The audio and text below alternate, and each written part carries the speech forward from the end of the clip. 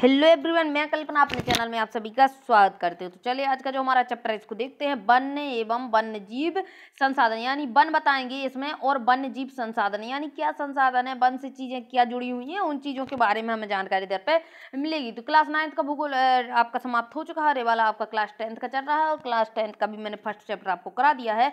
जैसा कि आप देख पा रहे हैं आज हमें इसका सेकंड पार्ट देखना है, यानी सेकंड चैप्टर देखना है। तो चलिए स्टार्ट करते हैं। चैप्टर आपका छोटा है और लगभग आपका एक दिन में यानी एक वीडियो में हो जाएगा। तो चलिए स्टार्ट करते हैं और अगर नहीं हुआ तो हम उसको देख लेंगे।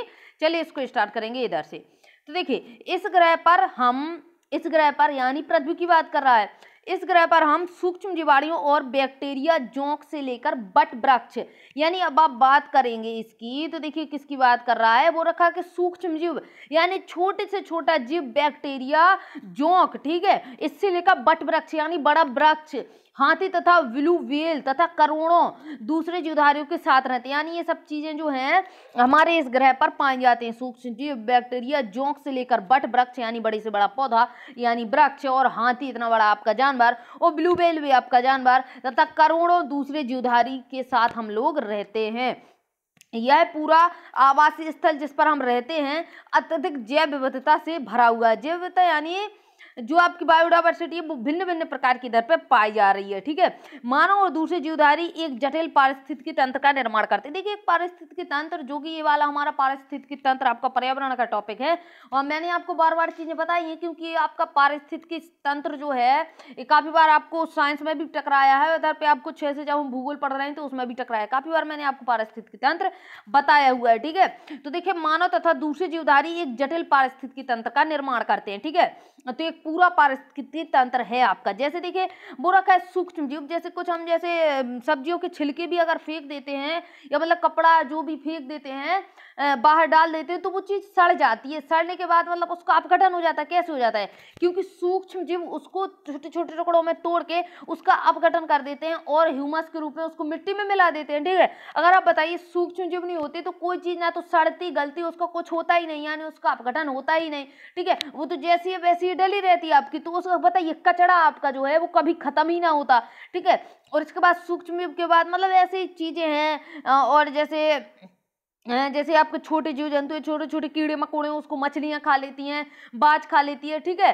और आपका शेर है तो शेर भी काफी उसका शिकार कर लेता है, ठीक है। तो इस चीज से चीजें आपकी एक दूसरे से जुड़ी हुई रहती हैं। अब ऐसा है कि अगर एक दूसरे का खाना हम लोग नहीं बनते, हम लोग भी मछलियों को खा लेते हैं, ठीक है। अगर एक दूसरे का हम खाना नहीं बनेंगे तो चीजें कभी खत्म ही नहीं होगी। तो ये होता है आपका पारिस्थितिकी तंत्र। चलिए आगे देते हैं, जिसका मात्र एक हिस्सा है, यानी पारिस्थितिकी तंत्र का हम एक मात्र हिस्सा है और अपने अस्तित्व के लिए इसके विभिन्न तत्वों पर निर्भर करते हैं। तो इसके विभिन्न तत्वों पर तो निर्भर करते हैं, जैसे क्या है आपका, देखिए इसमें वायु जिससे हम सांस लेते हैं, जल जिससे हम पीते हैं, और मृदा जो हमें अनाज पैदा कराती है, जिसके बिना हम जीवित नहीं रह सकते। तो ये चीजें हैं आपकी कौन कौन सी, कि वायु से हम सांस लेते हैं, जल हम पीते हैं, और मृदा से हम अनाज खा पाते हैं। अब ये सब चीजें अगर हमें नहीं मिलेंगी तो हम जीवित कैसे रहेंगे? बताइए इनमें से किसी भी चीज के बिना एक से चल सकता है? नहीं चलेगा, तो हम जीवित भी नहीं रहेंगे। आप देखिए आगे, जिसके बिना हम जीवित नहीं रह सकते हैं, पौधे, पशु एवं सूक्ष्म जीवी जिनका पुनः सृजन करते हैं। ये क्या करते हैं? पुनः सृजन इनका होता रहता है। वन पारिस्थितिकी तंत्र में महत्वपूर्ण भूमिका निभाता है। तो देखिए वन आपका मुख्य भूमिका निभाता है किसमें? पारिस्थितिकी तंत्र में, क्योंकि ये प्राथमिक उत्पादक है, ठीक है, जिस पर दूसरे जीव निर्भर रहते हैं। बिल्कुल जैसे हम लोग भी हैं तो वन पर निर्भर हैं, क्योंकि देखिए पेड़ पौधे होंगे, उससे फल सब्जियां होंगी, साग सब्जियां होंगी, हम लोग खाएंगे, जड़ी बूटियां मिलेंगी, हम लोगों के मेडिकल में काम आती हैं। तो ये सब चीजें कि प्राथमिक उत्पादक है और जिससे हम क्या होता है, दूसरे जीव इस पर निर्भर रहते हैं। आगे देखिए वन्य जीवन और कृषि फसल उपजातियों में अत्यधिक जैव विविधताएं पाई जाती है। विविधता यानी अलग अलग तरीके की पाई जाती हैं, आकार और कार्य में भिन्न। अब ऐसा तो है नहीं कि हर एक चीज आपकी एक जैसी है, ठीक है। हमारी तो शक्लें ही एक जैसी नहीं रहती है, ना हमारे विचार मिलते हैं। तो वन्य जीवन या फिर कृषि फसल कैसे एक जैसी हो सकती है बताइए? परंतु अंतर निर्भरताओं के जटिल जाल द्वारा एक तंत्र में गुथी हुई है, यानी सब एक दूसरे से जुड़ी हुई है। देखिए भारत में वनस्पति जात एवं प्राणी जात, अब हम देखेंगे कि भारत में क्या है वनस्पति जात तो क्या है भारत में प्राणी जात। यदि आप आसपास नजर दौड़ाते हैं तो आप पाएंगे कि कुछ ऐसे प्राणी और पौधे हैं, यानी अगर आप अपने चारों तरफ देखते हैं तो कुछ ऐसे प्राणी और पौधे देखेंगे जो आपके क्षेत्र में ही पाए जाते हैं, ठीक है, आपके क्षेत्र में पाए जाएंगे। वास्तव में भारत जैव विविधताओं के संदर्भ में, यानी क्या है, आपके क्षेत्र में कुछ चीज पाई जाएगी, हो सकता है वो दूसरे क्षेत्र में ना पाई जाए, इसके कहने का ये मतलब है, ठीक है। वास्तव में भारत जो है जैव विविधता के संदर्भ में विश्व में सबसे समृद्ध देशों में से एक है, यानी भारत में जो बायोडायवर्सिटी आपकी अत्यधिक पाई जाती है, तो यानी विश्व के सबसे ज्यादा जो देश हैं बायोडायवर्सिटी वाले, उसमें भारत आता है, जहां विश्व की सारी जैव उपजातियों की 8%, इसको एक मिनट रुकिए, इसको पढ़ने से पहले मैं आपको बता दूं कि अगर हम पृथ्वी की बात करें तो 0 डिग्री की बात करेंगे, 23.5 नॉर्थ, 23.5 साउथ की बात करेंगे, तो देखिए ये जो आपका ये वाला भाग है, यहाँ पे सबसे ज्यादा बायोडायवर्सिटी पाई जाती है, ठीक है। क्यों पाई जाती है? क्योंकि सूरज की किरणें यहीं पे सबसे ज्यादा पड़ती हैं। अब सूरज की किरणें यहीं पे सबसे ज्यादा पड़ेंगी तो धूप यहाँ पे सबसे अच्छी लगती है, धूप यहाँ पे सबसे अच्छी लगने के कारण बाष्पीकरण यहाँ पे सबसे ज्यादा होगा, और बाष्पीकरण सबसे ज्यादा हुआ तो यहाँ पे बारिश सबसे ज्यादा होगी। अब बारिश सबसे ज्यादा होगी तो पेड़ पौधे या जीव जंतु भी सबसे ज्यादा यहाँ पे पाए जाएंगे, ठीक है। तो चीजें एक दूसरे से जुड़ी हुई होती हैं, बस जोड़ने की हमें जरूरत है और सीखने की जरूरत है। तो देखिए यहीं पे सबसे ज्यादा बायोडायवर्सिटी पाई जाती है। एग्जाम में पूछा जाता है कि किस क्षेत्र में सबसे ज्यादा बायोडायवर्सिटी पाई जाती है, तो देखिए उष्णकटिबंधीय क्षेत्र है आपका, यहीं पे बायोडायवर्सिटी सबसे ज्यादा पाई जाती है। चलिए अब आगे देखते हैं, यहाँ यानी भारत की बात कर रहा है। भारत विश्व की सारी जैव उपजातियों की 8% संख्या पाई जाती है, यानी अगर आप बात करें कि पूरे विश्व की जैव उपजातियों की 8% संख्या बहुत ज्यादा होती है, लगभग 16 लाख, यानी 8% की अगर आप काउंट करते हैं तो लगभग 16 लाख प्रजातियां जो आपकी जैव उपजातियां पाई जाती हैं वो भारत में पाई जाती हैं, ठीक है। ये अभी खोजी जाने वाली उपजातियों से 2 या 3 गुना है। कितनी? ये जो हम खोज रहे हैं, जो खोज चुके हैं उसकी कितनी है? 2 या 3 गुनी है। आप पहले ही भारत में पाए जाने वाले वनों और वन्य जीवन संसाधनों के क्षेत्रफल और किस्मों के बारे में पढ़ चुके हैं। हाँ, जो फर्स्ट चैप्टर था और जो बाकी क्लासेस में हम लोग पढ़ चुके हैं, तो ये चीजें काफी हद तक हम लोगों ने सीख रखी हैं कि कहाँ वन जो है अपना कितना पाया जाता है, कितने क्षेत्रफल में पाया जाता है, ठीक है। और आपकी इसकी वन की किस में कौन कौन सी पाई जाती है, ठीक है। आपने सोचा होगा कि इन संसाधनों का आपके दैनिक जीवन में क्या महत्व है, तो चलिए देखते हैं। बिल्कुल सोचा है। ये विविध वनस्पति जात और प्राणी जात हमारे हर रोज के जीवन में इतने गुथे हुए हैं, ठीक है, यानी इतने ज्यादा गुथे हुए हैं, सब चीजें इतनी ज्यादा हम जुड़ी हुई हैं कि हम इनकी कद्र नहीं करते, यानी हमें समझ नहीं आता कि ये चीजें हमसे जुड़ी हुई हैं, लेकिन हम उस चीज को समझ नहीं पाते हैं, ठीक है, और हम उसकी कद्र नहीं करते हैं। परंतु पर्यावरण के प्रति जुड़ी हुई से क्या मतलब है? जैसे कुछ लोग क्या करते हैं कि जैसे पेड़ पौधे हैं, नहीं लगाना, कोई नहीं, हमें क्या लेना देना, हमें तो चीजें बनी हुई मिल रही है, ठीक है। लेकिन आप ये सोचिए कि पेड़ पौधों से आप लोग को क्या क्या मिल रहा है, अगर आप पेड़ पौधे नष्ट करते हैं तो क्या क्या चीजें आपको नहीं मिलेंगी, ठीक है, यानी कितनी चीजें आपकी पेड़ पौधों से जुड़ी हुई हैं, ठीक है। तो उस चीज के बारे में बात कर रहा है। या वायु को प्रदूषित करते हैं, तो वायु प्रदूषित अगर होती है तो वायु जैसे है हम सांस लेते हैं तो कितनी चीजें जुड़ी हुई हैं, ठीक है, तो उस चीज के बारे में है। यानी हमें चीजें सीधी नहीं दिखाई देती, लेकिन हमारे जीवन से बहुत अच्छे तरीके से गुथी हुई हैं, लेकिन हम उसकी फिर भी कद्र नहीं करते हैं। परंतु पर्यावरण के प्रति हमारी असंवेदना के कारण पिछले कुछ समय से इन संसाधनों में भारी दबाव बढ़ा है, यानी इनका जो है बहुत ही हानि इसमें पर्यावरण में हो रही है, क्योंकि हमें इसकी चिंता ही नहीं है और हमें कुछ मतलब ही नहीं है, हम उतना देखते नहीं है, ठीक है। अब आगे देखिए, क्या आप जानते हैं, तो देख लेते हैं कि क्या आप जानते हैं। तो क्या आप जानते हैं कि हमारे देश में लगभग 81,000 वन्य जीवन उपजातियां, कितनी बताइए? 81,000, बहुत ज्यादा होती हैं। जो लगभग 47,000 वनस्पतियां उपजातियां पाई जाती हैं, सॉरी, और लगभग कितनी? 47,000 वनस्पतियां पाई जाती हैं। यानी अगर आप वन्य जीवन की बात करें तो बोलेंगे इतनी, यानी जीव जंतु वन में कितने पाए जाते हैं? सूक्ष्म जीव यानी हर चीज को मिला के तो 81,000, और अगर आप वनस्पति की बात करें तो 47,000 पाई जाती है। अब देखिए, वनस्पति उपजातियों में से लगभग 15,000 उपजातियां भारतीय मूल की स्थानीय है। अब देखिए, भारतीय मूल्य से क्या मतलब है कि जैसे हम लोग होते हैं भारतीय मूल्य के, ऐसे ही है कि जो आपकी वनस्पतियां हैं वो 15,000 वनस्पति है तो आपकी भारतीय मूल्य की है, यानी स्थानीय, यानी भारत में ही पाई गई है।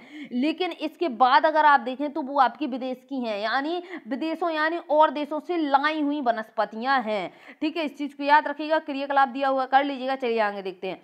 आगे देखेंगे तो इसको देखिए, एक मिनट, इसमें देखिए कुछ अनुमान यह कहते हैं कि भारत में 10% वनस्पति जात और 20% स्तनधारियों को लुप्त होने का खतरा है।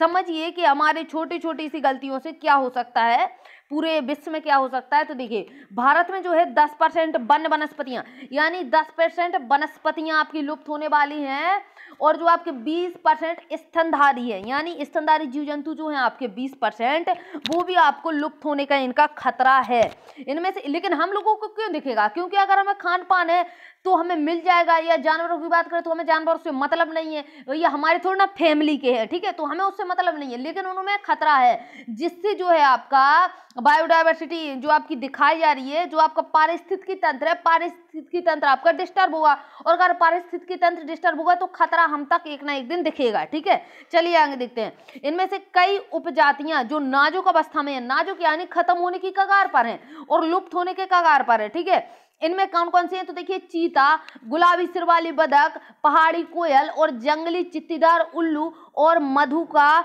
इनसिग्निस, यानी महुआ की जंगली किस्म है, कौन सी, महुआ जो आपका पेड़ होता है उसकी जंगली किस्म है मधु का इनसिग्निस, ठीक है। और हुबड़ हेड़ा हेप्टान्यूरॉन जो कि आपकी घास की प्रजाति, इसको याद रखें, एग्जाम में पूछ लेता है कि जो आपका मधु का इनसिग्निस है ये किस चीज की प्रजाति है, आपको एग्जाम्पल में दे देगा, महुआ दे देगा, नीम दे देगा, कपास दे देगा, इस प्रकार से दे देगा, कुछ भी दे देगा, 4 ऑप्शन, तो आपको याद रखना है कि महुआ, ठीक है। और वो आपकी जो है होबड़ हेड़ा हेप्टेन्यूरॉन आपकी जो है घास की प्रजाति, इसको याद रखिए, पूछ सकता है एग्जाम में कि जो आपका होबड़ हेड़ा हेप्टेन्यूरॉन है वो घास की प्रजाति है या कोई जानवर है या कुछ आपका अनाज है, इस प्रकार से पूछता है, ठीक है। तो ये जो आपके पौधे बताए गए हैं या फिर जो जीव जंतु आपके बताए गए हैं क्या है, आपके लुप्त होने की कगार पर, यानी कि जो इनकी अवस्था हो चुकी है वो नाजुक हो चुकी है। आगे देखिए, वास्तव में कोई भी नहीं बता सकता कि अब तक कितनी प्रजातियां लुप्त हो चुकी हैं, ठीक है। बहुत सारी ऐसी प्रजातियां हैं जो वास्तव में लुप्त हो चुकी हैं। आज हमारा ध्यान अधिक बड़े और दिखाई देने वाले प्राणियों और पौधे के लुप्त होने पर अधिक केंद्रित होता है। इनके कहने का मतलब कि अगर पौधा बड़ा है तो उस पे हमारा जो ध्यान है ज्यादा केंद्रित हो जाएगा। क्यों हो जाएगा, क्योंकि हमने इसको देखा है और अब फिर हमें वो दिखेगा कि मतलब ये लुप्त होने की कगार पर है या समाप्त हो चुका है, तो हम उसमें ध्यान दे लेंगे। लेकिन छोटे छोटे जो आपके सूक्ष्म होते हैं, छोटे छोटे जीव जंतु जंगल में पाए जाते हैं, तो उसको हम ध्यान नहीं देते क्योंकि हम लोगों ने खुद उनको उतना ज्यादा गौर नहीं किया हुआ है, तो हम लोग उसको नहीं देख पाएंगे। तो यानी जो आपके आंकड़े हैं वो आपके आंकड़े इतने आपके नहीं है सही कि जितने हमें लगते हैं, ठीक है। यानी हम बड़ों पर ही, पेड़ पौधों या जीव जंतुओं पर ध्यान दे पाते हैं, परंतु छोटे प्राणी जैसे कि कीट और पौधे भी महत्वपूर्ण होते हैं, बहुत महत्वपूर्ण होते हैं। अब बताइए, आपके जैसे आपके सूक्ष्म जो होते हैं जो अपघटन कर देते हैं चीजों का, ठीक है, अगर वो ना हुए तो क्या होगा, अपघटन नहीं होगा चीजों का। जैसे आपका केंचुआ होता है, मिट्टी को उलट पलट करता है। अगर आप मान लीजिए कि केंचुआ समाप्त हो गया तो क्या मिट्टी को उलट पलट कौन करने जाएगा, हाथी तो जाएगा नहीं उधर पे, तो केंचुआ की ही जरूरत पड़ेगी। आगे देखिए, क्या आप जानते हैं कि भारत में बड़े प्राणियों में से स्तनधारी की जातियां आपकी 79 जातियां हैं, ठीक है, किनकी, स्तनधारियां की, याद रखिएगा। और पक्षियों की 44 जातियां, ठीक है। बड़े प्राणी की बात कर रहा है, छोटों की तो उन्होंने बात ही नहीं की है। सरीसृप की 15 जातियां हैं। जल स्थल चरों की कितनी है, 3 जातियां लुप्त होने का खतरा बना हुआ है। यानी ये जो जातियां बता रहा है बड़े प्राणियों की, ये जातियां आपकी लुप्त होने की कगार पर हैं। लगभग 1500 पादप जातियां, यानी 1500 पौधे भी आपके लुप्त होने की कगार पर हैं। फूलदार वनस्पति, रीढ़दार प्राणी यानी जिसमें रीढ़ की हड्डी पाई जाती है, ठीक है, उनके प्राणी की बात कर रहा है। लुप्त होने की दर, लुप्त होने की प्राकृतिक दर से 50 से 100 गुना, यानी बहुत ज्यादा इनका जो है लुप्त होने का है, ठीक है। चलिए आगे देखते हैं, अगर इनको नहीं बचाए तो ये लुप्त हो जाएंगे और आगे आने वाले हमारी पीढ़ियों को ये देखने को नहीं मिलेंगे। मात्र नाम से जानेंगे कि हाँ भाई हाथी होता था, हाँ भाई चीता होता था, या गुलाबी सिर वाली बतख होती थी। आगे देखिए, लुप्त होते वन, तो देखते हैं लुप्त होते वन आपके क्या हैं। भारत में जिस पैमाने पर वन कटाई हो रही है, लुप्त वन, ठीक है। इनका कहने का मतलब है कि जो भारत में वन की कटाई हो रही है उसको हम क्या कहेंगे, लुप्त वन, यानी वन धीरे धीरे कम हो रहे हैं। वह विचलित कर देने वाली बात है, यानी बहुत आश्चर्यचकित बात है कि इतनी अंधाधुंध कटाई कैसे हो रही है। देश में वन आवरण के अंतर्गत अनुमानित 78.92 मिलियन हेक्टेयर क्षेत्रफल है। कितना बताया है, 78.92 हेक्टेयर बताया हुआ है। यह देश के कुल भौगोलिक क्षेत्रफल का कितना है, आपका 24.01% है, ठीक है। सघन वन आपको कितने मिल जाएंगे, यानी बहुत घने वन 12.24% है। खुला वन आपका 8.99% है, और मैंग्रोव वन, ठीक है, तो 0.0 1% है। अब देखिए टेस्ट ऑफ फॉरेस्ट रिपोर्ट 2013 की बात कर रहा है कि फॉरेस्ट की रिपोर्ट जो निकली उसके 2013 के अनुसार अनुमान वर्ष 1997 के सघन वनों के क्षेत्रफल में आपका 10,098 वर्ग किलोमीटर की वृद्धि हुई है, ठीक है। परंतु वन क्षेत्र में यह वृद्धि विभिन्न संगठनों द्वारा वृक्षारोपण से हुई है, यानी ये जो वृद्धि तो हुई है, ठीक है, हम बोले वृद्धि हुई है, ठीक है, हो गई, लेकिन ये क्या है कि बहुत सारे संगठन ऑर्गेनाइजेशन आपकी ऐसी हैं जो वनों का ख्याल रखती हैं, जो पर्यावरण को देखती हैं, तो उन्होंने क्या करवाया है, वृक्षारोपण करवाया है, जिसके कारण ये आंकड़े आपके निकल के आए हैं। लेकिन लोगों ने खुद से अपना कुछ नहीं किया, उन्होंने तो मतलब पेड़ जो पौधे हैं, पेड़ पौधे बहुत ज्यादा काटे गए हैं, लेकिन इस संगठनों ने क्या किया, वृक्षारोपण करवाया हुआ है, तो ये वृद्धि आपकी हुई है। चलिए आगे देखते हैं, आओ हम विभिन्न प्रकार के पौधे और प्राणियों की जातियों के बारे में पता लगा देखते हैं। अंतर्राष्ट्रीय प्राकृतिक संरक्षण और प्राकृतिक संसाधन संरक्षण संघ, ठीक है, IUCN, इसके बारे में थोड़ा आप लोग देख लीजिएगा, इसकी स्थापना कब हुई, ठीक है, तो ये सब चीजें आप लोग देख लेंगे। IUCN की स्थापना वगैरह कब हुई, या इसके अभी पे जो आपके चेयरमैन वगैरह होते हैं वो कौन है, यहाँ के मतलब मुख्य कौन है इसके, तो उसको देख लीजिएगा क्योंकि करंट से लिंक रहते हैं। आगे देखिए के अनुसार इनके द्वारा श्रेणियों में विभाजित किया जा सकता है, तो देखते हैं कि IUCN ने किस प्रकार से इसको विभाजित किया हुआ है। तो देखिए सामान्य जातियां कौन होती हैं, वे जातियां जिनकी संख्या जीवित रहने के लिए सामान्य मानी जाती है। जैसे देखिए पशु, साल आपका वृक्ष होता है, चीड़, अपनी कीर्तन, ठीक है, रोडेंस के पौधे। आगे देखिए और क्या है आपका संकट पंजातियां, सामान्य जातियां बता दिया। अब देखेंगे हम संकट पंजातियां कौन सी हैं, वे जातियां जिनके लुप्त होने का अब संकटग्रस्त से आप क्या मतलब अनुमान लगाया गया, यानी उन पे संकट है, ठीक है, यानी वो लुप्त होने की कगार पर है, जिन विषम परिस्थितियों के कारण इनकी संख्या बहुत कम हुई है, यानी परिस्थिति ऐसी बना दी हम लोगों ने एनवायरमेंट में कि ये लोग जो हैं वो जीवित ही नहीं रह पा रहे हैं। अब जीवित नहीं रह पाएंगे तो उनको मतलब उनका जो लुप्त होने का खतरा बढ़ेगा। तो देखिए जिन पर विषम परिस्थितियों के कारण इनकी संख्या कम हुई है, यदि भी जारी रहती हैं तो इन जातियों का जीवित रहना कठिन है। यानी हम लोगों ने कुछ ऐसी परिस्थितियां बना दी हैं जिनसे सर्वाइव नहीं कर पा रहे हैं, और परिस्थितियां इसी प्रकार से चलती रही तो कुछ जातियां कैसी है, संकटग्रस्त हैं, और इनके खतरा जो है ज्यादा बढ़ जाएगा इनके लुप्त होने का। तो देखिए कौन कौन सी, एक तो काला हिरण है आपका, काला हिरण, मगरमच्छ, भारतीय जंगली गधा, गैंडा, और आपका शेर पूंछ वाला बंदर, ठीक है, और आपका संगाई यानी मणिपुर हिरण, ये आपका बहुत प्रसिद्ध है, संगाई हिरण आपका मणिपुर में पाया जाता है, एग्जाम में पूछा जाता है, इत्यादि इस प्रकार की जातियों की उदाहरण है। तो ये कैसे हैं आपके कि संकटग्रस्त आपकी जातियां बताई गई हैं, इसको थोड़ा याद रखिएगा। संगाई हिरण मणिपुर में पाया जाता है, इसको आपको याद रखना है, एग्जाम में पूछा जाता है। अब देखिए क्या है, सुभेद जातियां क्या होती हैं, सुभेद जातियां, देखिए ये वे जातियां हैं जिनकी संख्या घट रही है, यानी पहले अच्छी थी लेकिन अब क्या है कि अब इनकी जो है घट रही है संख्या। यदि इनकी संख्या पर विपरीत प्रभाव डालने वाली परिस्थितियां नहीं बदली जाती हैं, यानी कुछ परिस्थितियां ऐसी हैं जिनके कारण इनका जो है संख्या इनकी घट रही है, और अगर उन परिस्थितियों को हम चेंज नहीं करती तो इनकी संख्या हमेशा घटती जाएगी, क्योंकि वो सर्वाइव ही नहीं कर पाएंगे और ये संकटग्रस्त जातियों की श्रेणी में चली जाएंगी। यानी अभी तो ये काफी हैं, जो आपकी सुभेद जातियां काफी हैं, यानी इनके अभी ये मतलब घट रही हैं लेकिन खत्म नहीं होंगी, ठीक है, लेकिन अगर इनकी परिस्थितियां चेंज नहीं करेंगी तो इसी प्रकार से सर्वाइव नहीं कर पाएंगे, और धीरे धीरे घटते घटते इनकी स्थिति ऐसी आएगी कि ये संकटग्रस्त जातियों में चली जाएंगी। जैसे देखिए क्या है, नीली भेड़, ठीक है, एशियाई हाथी, गंगा नदी की डॉल्फिन इत्यादि इस प्रकार की जातियों के उदाहरण हैं। चलिए आगे देखिए दुर्लभ जातियां, तो क्या है दुर्लभ जातियां, इन जातियों की संख्या बहुत कम है या सुभेद है, ठीक है, सुभेद यानी घटती जा रही है, और यदि इनको यानी बहुत कम से मतलब सुभेद ही होता है, ठीक है, और सुभेद से मतलब घटना, यानी उनकी जातियों की संख्या जो है घट रही है। तो देखिए दुर्लभ जातियां, इन जातियों की संख्या बहुत कम या सुभेद है, और यदि इनको प्रभावित करने वाली विषम परिस्थितियां नहीं परिवर्तित होती तो यह संकटग्रस्त जातियों की श्रेणी में आ जाएंगी, यानी इनकी भी वही स्थिति है कि संकटग्रस्त जातियों में आ जाएंगी अगर इनकी परिस्थिति हमने चेंज नहीं की। अब देखिए स्थानिक जातियां, तो स्थानिक से आपको समझ में आ रहा होगा कि जो स्थान मतलब एक स्थान की होती हैं। तो देखिए क्या है, जैसे देखिए प्राकृतिक या भौगोलिक सीमा से अलग विशेष क्षेत्रों में पाई जाने वाली जातियां, जैसे देखिए अंडमानी टील, ठीक है, अंडमान निकोबार में पाया जाएगा। तो अंडमानी टील, निकोबारी कबूतर, अंडमानी जंगली सुअर और अरुणाचल प्रदेश, अरुणाचल के मिथुन इन जातियों की उदाहरण है। याद रखिए अरुणाचल का मिथुन और इन सबको याद रखिएगा। अब देखिए लुप्त जातियां यानी लुप्त हो गई। ये भी जातियां हैं जो इनके रहने के आवासों में खोज करने पर अनुपस्थित पाई गई। यानी जो है कुछ जातियां ऐसी हैं कि हमको पता है कि यहाँ हमें मिल जाएंगी, लेकिन अगर हम खोज करने के लिए पहुंचते हैं तो वहाँ पे जातियां हमें मिली ही नहीं, यानी वो लुप्त हो गई। ये उपजातियां स्थानीय क्षेत्र, प्रदेश, देश, महाद्वीप या पूरी पृथ्वी से भी लुप्त हो गई। यानी अगर हम इनको ढूंढने की कोशिश करें तो हमें मिलेंगी ही नहीं। ऐसी उपजातियों में एशियाई चीता है आपका और गुलाबी सिर वाली बदक शामिल। तो ये कैसी हैं आपकी लुप्त जातियां हैं, यानी इनका स्थान जो है वहां पे हम पहुंचे, लेकिन क्या हुआ, हमें नहीं मिली।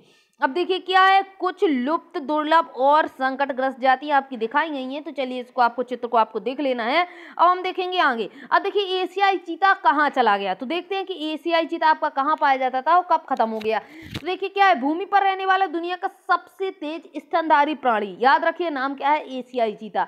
तो देखिए एशियाई चीता बिल्ली परिवार का एक अजूबा और विशिष्ट सदस्य है। तो चीता आपका क्या होता है, बिल्ली परिवार का सदस्य होता है, जो कि आपका 112 किलोमीटर प्रति घंटा की गति से दौड़ता है। बताइए 112 किलोमीटर उसकी जो रफ्तार, यानी दुनिया का सबसे तेज स्तनधारी प्राणी, ठीक है, कितना दौड़ता था ये, 112 किलोमीटर प्रति घंटा की गति से दौड़ता था।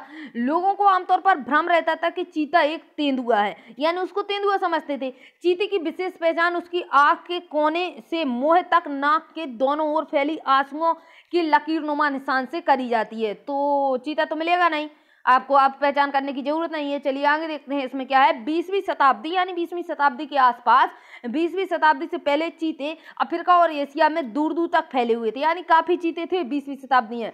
परंतु इसके आवासीय क्षेत्र और शिकार की उपलब्धता कम होने से ये लगभग लुप्त हो चुके हैं। यानी इनका जो आवासीय क्षेत्र था वो लुप्त हुआ, ठीक है, इनका शिकार किया गया, तो ये जो आपके चीते हैं क्या हो गए, आपके खत्म हो गए। ठीक है, भारत में चीते, ठीक है। और आगे देखिए भारत में तो यह जाति बहुत पहले कब खत्म हो गई थी, तो देखिए 1992 में लुप्त घोषणा कर दी गई थी। अब इसमें जो ये चीज बताई गई है, ये चीज में लोग बाग कंफ्यूज हो जाते हैं कि इन लोगों ने एशियाई मतलब चीते को क्या किया, तेंदुआ बना दिया। ठीक है, तो इस चीज में लोग बाग कंफ्यूज रहते हैं कि जो चीता और तेंदुआ, ठीक है, तो चीता तेंदुआ इसको कंफ्यूज करके लोग बाग इसको क्या करते हैं। अब वही पूछा जाएगा कि एशिया चीता आपका कब भारत में घोषणा हो गई थी कि ये खत्म हो गया, तो 1992। याद रखिए लोग बाग इसको क्या समझ लेते हैं, जो चीज इन लोगों ने बताई है वही चीज इधर पे आ जाती है कि चीती को तेंदुआ समझ के बोल देते हैं कि इसमें तो मतलब अभी ये खत्म नहीं हुआ है। तो इस चीज को याद रखिएगा कि 1992 में ही ये लुप्त हो चुका था। चलिए आगे देखते हैं,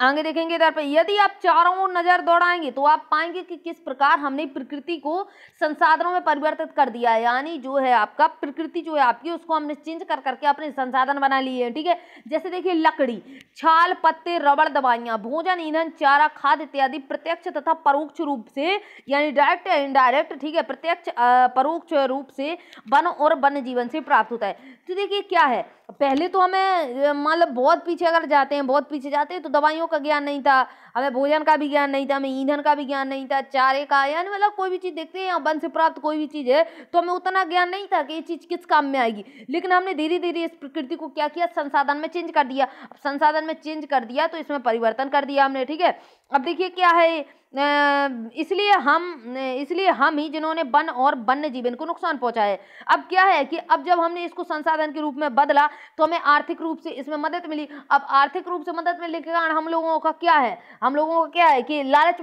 बढ़ेगा तो लोग क्या करेंगे, और ज्यादा ईंधन निकाल के लाएंगे, और ज्यादा वहां से भोजन निकाल के मार्केट में बेचेंगे। दवाइयां आपकी औषधि है, रबड़, पत्ते, छाल, जो भी आपका है, आर्थिक रूप से अगर हमें मदद मिलती है तो हम इसको वन को और ज्यादा नष्ट करते जा रहे हैं। ठीक है, आगे देखिए भारत में वनों को सबसे बड़ा नुकसान उपनिवेश काल में कब हुआ है, तो देखिए किस चीज से हुआ है। तो एक तो आपका रेल लाइन, यानी रेलें अगर हमें निकालनी तो हमने वनों की कटाई करी है, या मतलब सड़कें भी निकाली है तो खेती पाती आपकी बहुत ज्यादा नष्ट हुई है। यानी आपकी जो उपजाऊ जो आपकी जमीन है उसका हम लोगों ने क्या किया, हनन किया है।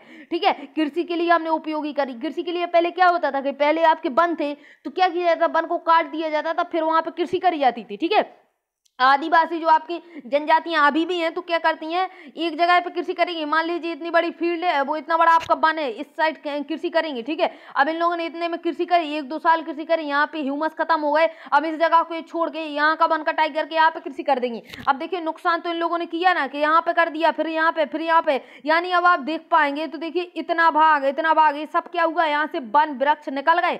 और इन लोगों का क्या है, इधर पे कृषि करी, लेकिन वृक्षों ने क्या है कि लगाया तो है नहीं, अब लगाया नहीं है तो वृक्ष हर जगह से इधर से निकलते जा रहे हैं ना, तो ये चीज आपकी होती है। अब देखिए व्यवसाय के लिए हमने इसको उपयोग में लाया है, ठीक है। वाणिज्य वानिकी यानी कोई भी चीज हमें अगर वन से मिलती है तो उसके लिए हमने वनों की कटाई की।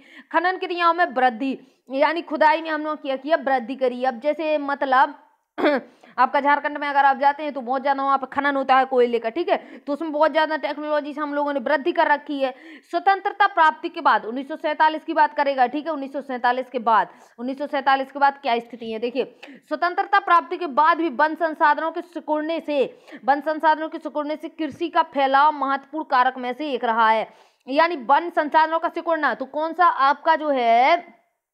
सा जो है कारण रहा है, तो सबसे ज्यादा कृषि यही है। क्योंकि क्या था कि उस समय पे आपके युद्ध चले की वजह से शरणार्थी क्या है, भारत की ओर आए। अब शरणार्थी जब भारत की ओर आए तो उन्हें ना तो रहने के लिए जगह थी और ना खाने के लिए कुछ था, तो वनों की कटाई कर करके उनको रखा गया और वहां पे कृषि करके उनको खान पान की व्यवस्था करी गई। तो सबसे वनों का सिकुड़ना यानी वनों का कम होना किसका कारण है, 1947 के बाद कृषि, यानी वहां पे कृषि करी गई वनों को काट काट के। आगे देखिए भारत में वन सर्वेक्षण के अनुसार 1951 से 1980 के बीच लगभग 26,200 वर्ग किलोमीटर वन क्षेत्र कृषि भूमि में परिवर्तित हो गया। सोचिए इधर पे क्या है कि 1951-1980 के आंकड़े बता रहा है कि इन 30 साल यानी 3 दशक के बीच क्या होगा कि लगभग 26,200 वर्ग किलोमीटर इतनी ज्यादा जो वन क्षेत्र था उसको कृषि में परिवर्तित कर दिया गया, यानी वनों की कटाई कर दी गई। बहुत ज्यादा होता है 26,200, लेकिन जरूरत थी, ठीक है। अब आगे देखिए क्या है, अधिकतर जनजातियां क्षेत्र जो होते हैं विशेषकर पूर्वोत्तर की बात कर रहा है और मध्य भारत में स्थानांतरित खेती करते हैं। देखिए वो स्थानांतरित खेती आपकी वही होती है जो मैंने आपको अभी बताई है, स्थानांतरित झूम खेती बोलते हैं इसको, ठीक है। झूम खेती से मतलब झूम झूम के खेती नहीं होती है, इसका मतलब ये होता है कि एक अगर ये आपका वन है तो इधर पे एक प्रकार से आपका झूमना ही हो गया कि भाई चारों तरफ लगे पड़े हैं कृषि करने में, ठीक है। इस प्रकार से घूम घूम के पूरे में कृषि करते रहते हैं, यानी वनों की कटाई करते जाते हैं, तो उसको हम स्थानांतरित कृषि यानी एक स्थान से दूसरी स्थान पर स्थानांतरित होना, तो वो कृषि हो जाएगी। और स्थानांतरित कृषि को हम झूम खेती भी कहते हैं। तो ये क्या है आपका स्लैक और बर्न खेती के चलते वनों की कटाई या निम्नीकृत हो रहा है वन, ठीक है। वनों की कटाई करते हैं तो वनों का निम्नीकृत होगा ही। चलिए आगे देखते हैं क्या उपनिवेशी वन नीति को दोषी माना जाए, तो देखते हैं क्या है आपकी उपनिवेशी नीति और उसको हम दोषी माने या ना माने। हमारे कुछ पर्यावरण विशेषज्ञों के अनुसार भारत के कई क्षेत्रों में क्या है आपका संवर्धन वृक्षारोपण अर्थात वाणिज्य की दृष्टि से कुछ या एकल वृक्ष जातियों के बड़े पैमाने पर रोपण करने से पौधों की दूसरी प्रजातियां खत्म हो गई। अब क्या हुआ कि इनके कहने का मतलब है कि क्या होगा कि कुछ जो वृक्षों की प्रजातियां हैं उनको लगाया गया, जिसका कारण क्या हुआ कि और जो वृक्षों की प्रजातियां हैं वो नष्ट हो रही हैं, ठीक है। तो देखिए उसमें क्या है, उदाहरण के तौर पर सागवान के एकल रोपण से दक्षिण भारत में अन्य प्राकृतिक वन बर्बाद हो गए। अब इन्होंने क्या किया, सागवान का तो क्या किया, सागवान का तो क्या कर रहे हैं, वृक्षारोपण कर रहे हैं, लेकिन कुछ और प्राकृतिक, ठीक है। अब सागवान का तो जब वृक्षारोपण करेंगे तो ये प्राकृतिक तो कहलाएगा नहीं, ये मानव द्वारा हो जाएगा, ठीक है। लेकिन कुछ जो प्राकृतिक वन है वो बर्बाद हो रहे हैं। और हिमालय में चीड़ पाइन के रोपण से हिमालयन ओक और रोडोडेंड्रॉन वनों का नुकसान हो रहा है। मतलब हिमालय में अगर हम चीड़ पाइन की अगर उधर पे क्या करते हैं, रोपण करते हैं, तो क्या होगा, हिमालय का जो ओक वृक्ष या फिर रोडोडेंड्रॉन वहां पे जो पाए जाते हैं उनका नुकसान हो रहा है। चलिए आगे देखते हैं। बड़ी विकास परियोजनाओं ने भी, अब इधर पे देखिए, अभी देखिए बड़ी विकास परियोजनाओं ने भी वनों को बहुत नुकसान पहुंचाया है। यानी बड़ी बड़ी जो विकास की परियोजनाएं आपकी रही हैं उनको जो है वन में बहुत नुकसान हुआ है। चलिए देखते हैं। अब देखिए 1992 में नदी घाटी परियोजना जो एक चलाई गई थी, तो उसमें क्या हुआ, नदी घाटी परियोजना के कारण 5,000 वर्ग किलोमीटर से अधिक वन क्षेत्रों को साफ करना पड़ा। कि देखिए आगे और क्या है, अब बताइए, थोड़ी बहुत तो थोड़ी ना है कि 5,000 वर्ग किलोमीटर बहुत ज्यादा होता है।